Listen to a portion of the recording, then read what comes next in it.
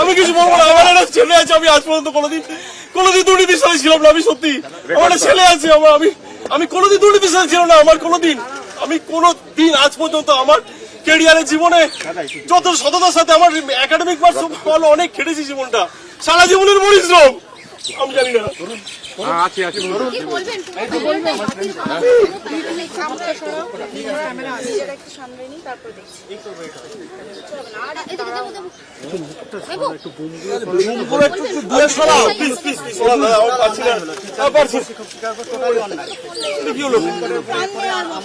Please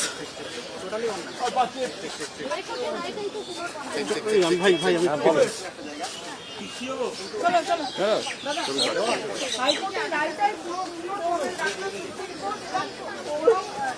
ভাষা নেই আমার ছেলে, ছোট ছেলে, আমরা এক চুল একটা কোনো এলিগেশন নেই।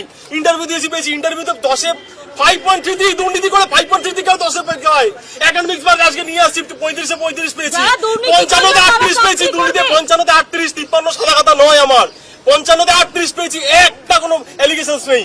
আমার মতো এখানে কয়েকশো লোক আছে। এটা কি?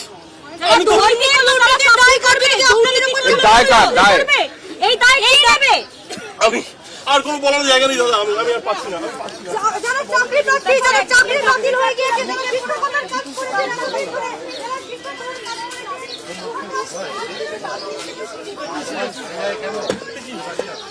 দেখুন, এই রায় তো একেবারেই মানা সত্যি কিছু করার নেই। উচ্চ আদালত রায় দিয়েছে, আমাদের মানতেই হচ্ছে।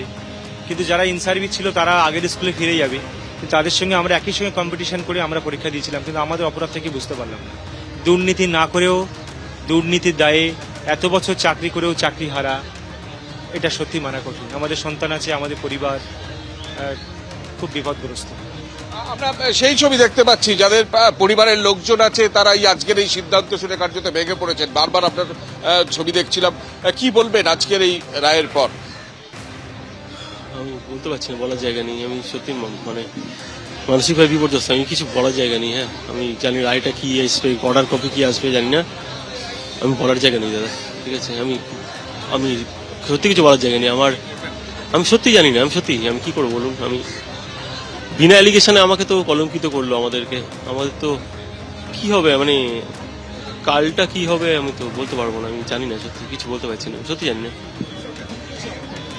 এখন কিছু মাথায় নেই এখন, মানে জানি না কি করব, বুঝতেই পারছি না। এরমও হতে পারে, এরম একটা রায় হতে পারে, তো ভাবাই মানে অকল্পনীয় না।